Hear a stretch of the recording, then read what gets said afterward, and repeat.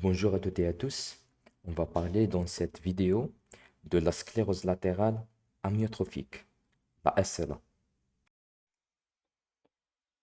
Commençons par la définition. La sclérose latérale amyotrophique ou la maladie de Charcot, prenant le nom d'un neurologue français qui était le premier à décrire le tableau clinique de cette pathologie, est une maladie neurodégénérative grave et handicapante. Elle se caractérise par la dégénérescence des motoneurones corticaux ou supérieurs qui forment la voie pyramidale et des motoneurones bulbaires et spinaux ou les motoneurones inférieurs.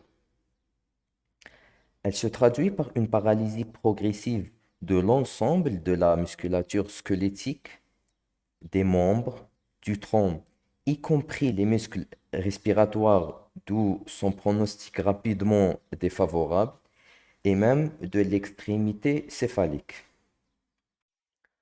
Parlons un peu d'épidémiologie. La SLA se manifeste généralement à l'âge de 40 à 60 ans, mais on peut toujours la trouver chez des sujets jeunes. Elle touche les deux sexes avec une prédominance masculine. Elle est sporadique dans la plupart des cas, avec une forme familiale héréditaire dans 5 à 10% des cas. Donc, c'est pas une maladie génétique, mais on dit que c'est une maladie multifactorielle qui incrimine des facteurs génétiques et les facteurs environnementaux, notamment les traumatismes répétés, les chocs électriques, l'exposition aux produits chimiques, aux métaux lourds, aux pesticides. L'activité physique intense, par exemple chez les footballeurs professionnels ou chez les militaires, et même certains régimes alimentaires riches en graisse et en glutamate pourraient avoir un rôle dans cette maladie par des mécanismes qu'on va aborder dans le chapitre suivant. La physiopathologie de la SLA n'est pas bien élucidée à l'heure actuelle. Néanmoins, des études nous ont révélé quelques pistes à explorer.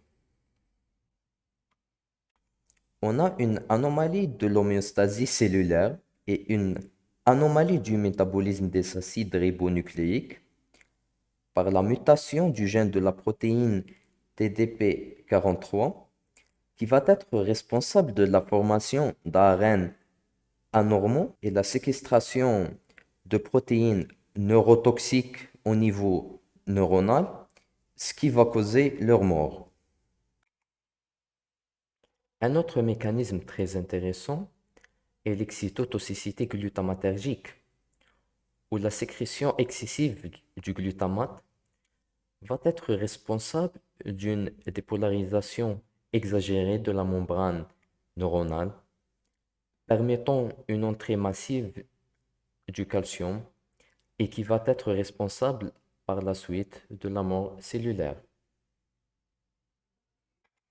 Le stress oxydatif, lui aussi, a un rôle majeur dans cette pathologie par le biais des radicaux libres qui vont agir sur les protéines, sur les acides nucléiques, sur les lipides et qui vont donc détruire la cellule. D'autres mécanismes physiopathologiques, on peut citer l'accumulation anormale de neurofilaments, un déficit en facteurs neurotrophiques et une altération mitochondriale. Tous ces mécanismes physiopathologiques qu'on vient de citer vont avoir un rôle dans la destruction progressive des motoneurones, que ce soit supérieur, représenté par la voie pyramidale, ou inférieur, représenté par les branches motrices des nerfs crâniens et les branches motrices des nerfs rachidiens. Il est très important de comprendre ça pour bien assimiler le chapitre clinique ensuite. On aura donc l'expression de deux entités sémiologiques.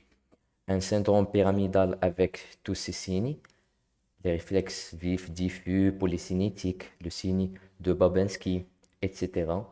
Et un syndrome neurogène périphérique qui comportent entre autres l'hypotonie, l'amyotrophie, les fasciculations, etc. Passons à la clinique. Le début est généralement insidieux avec une atrophie et une faiblesse musculaire. Cela va se manifester par des difficultés à réaliser des gestes de la vie quotidienne, tels que tenir des objets, serrer la main, marcher sur un terrain irrégulier et même des troubles de la parole. Comme on l'a dit avant, on a un syndrome d'atteinte du motoneurone périphérique et un syndrome d'atteinte du motoneurone central. Pour celui du motoneurone périphérique, il se manifeste à l'étage spinal par un déficit moteur progressif, une amyotrophie qui est localisée au début, une hypotonie et des fasciculations, qui sont par définition des secousses arythmiques indolores d'un certain nombre de fibres musculaires et qui sont exagérées par le froid et par la percussion mécanique. À l'étage bulbaire, on aura des troubles de la déglutition, une dysphonie et une dysarthrie. On aura aussi une amyotrophie linguale avec des fasciculations. On a l'abolition du réflexe du voile et une stase salivaire. L'atteinte du motoneurone supérieur va nous donner un syndrome pyramidal qui est associé simultanément ou successivement une hypertonie spastique, des réflexes tendineux vifs et polycinétiques malgré l'atteinte neurogène et un signe de Babinski. Pour les signes négatifs, la SLA ne concerne que les fibres motrices, donc on n'aura pas de troubles sensitifs. On a aussi observé un phénomène très intéressant, c'est que les muscles oculaires résistent à la SLA. Donc même au stade avancé, il n'y a pas de paralysie oculomotrice. Aussi, il n'y a pas de troubles sphinctériens et rarement de troubles cognitifs marqués. Concernant les examens complémentaires, l'imagerie n'objective aucune lésion au cours d'une SLA, mais on doit quand même réaliser une IRM cérébrale et médulaire pour éliminer d'autres diagnostics. Et l'examen clé pour confirmer notre diagnostic d'SLA sera un ENMG qui met en évidence une dénervation motrice pure et diffuse, c'est-à-dire qui touche même les territoires cliniquement indemnes. Passons aux formes cliniques. L'atteinte disproportionnée entre les motoneurones supérieurs et inférieurs, et même la prédominance de l'atteinte d'un étage sur l'autre, par exemple une prédominance bulbaire ou une prédominance sur les membres inférieurs, nous laisse avec plusieurs formes cliniques qui peuvent compliquer la vie du médecin pour poser son diagnostic.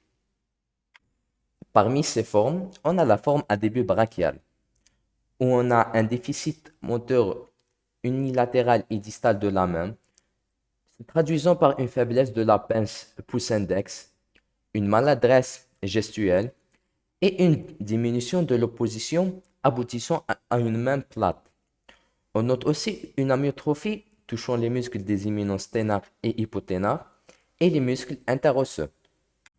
Et ce qui caractérise cette forme, c'est la conservation des réflexes dans les territoires cliniquement déficitaires et ou amyotrophiques. Et les fasciculations sont précoces. Autre forme, on a la forme pseudo-polynévrétique.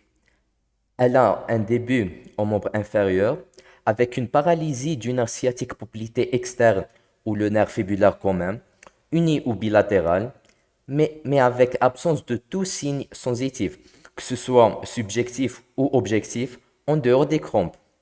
L'évolution de cette forme est plus longue sur plusieurs années. On a aussi la forme bulbaire d'emblée, avec une paralysie labioglosopharyngée isolée. Elle est de très mauvais pronostic et la survie ne dépasse alors pas les 18 mois. Et il y a aussi la forme avec des signes cognitifs, qui associe un tableau d'SLA avec un tableau de démence frontotemporale ou des troubles cognitifs et aux psychocomportementaux sont démence.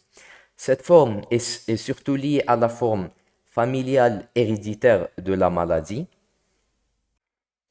et qui a un début au moyen plus précoce par rapport aux autres formes sur un mode de transmission autosomique, récessif ou dominant. On a fini avec les formes cliniques et on passe au diagnostic différentiel. On peut citer la myélopathie cervicarthrosique, qui ne touche pas les taches bulbaires à la différence de celle-là, et qu'une IRM médulaire cervicale peut facilement l'objectiver. Une syringomyélie peut se confondre avec une SLA, mais celle-ci associe toujours des signes sensitifs objectifs suspendus, ce qui nous permet de faire la différence. Aussi, des processus inflammatoires peuvent éventuellement simuler une SLA, tels qu'une infection VIH, la syphilis ou la maladie de Lyme. Les formes bulbaires peuvent se confondre avec une myasthénie ou un AVC du tronc cérébral, et les formes pseudopolynévrétiques peuvent prêter confusion avec une multinévrite ou une polyneuropathie. L'évolution. Elle est malheureusement fatale au bout d'1 à 3 ans. Malgré qu'il y a des patients qui ont fait l'exception, le plus célèbre étant le physicien Stephen Hawking, qui a pu survivre avec cette maladie plus de 50 ans. L'atteinte des membres inférieurs finit par mettre le patient au fauteuil roulant et l'atteinte bulbaire entraîne une paralysie labio-glossopharyngée. La voix est inarticulée et les fausses routes ou le dérèglement des fonctions neurovégétatives entraînent le décès. Le traitement. La sclérose latérale amyotrophique est malheureusement incurable à l'heure actuelle et on doit donc se contenter de traitements symptomatiques et de soins palliatifs afin d'offrir aux patients un minimum de confort. Par exemple, adapter son alimentation et poursuivre une rééducation ne faisant pas appel à des efforts majeurs. On a tout de même le Riluzole, connu sous le nom commercial Rilutec, un médicament censé ralentir la maladie, prolongeant ainsi la durée d'évolution de quelques semaines à quelques mois. Il agit en inhibant la libération synaptique du glutamate, réduisant ainsi la toxicité neuronale. Et pour les patients sous ce médicament, on doit surveiller leur bilan hépatique de façon régulière. Arrivons à la conclusion. La ACLA est une maladie neurodégénérative incurable de cause inconnue. Elle est de mauvais pronostic et nécessite une prise en charge multidisciplinaire. Merci pour votre attention et à la prochaine.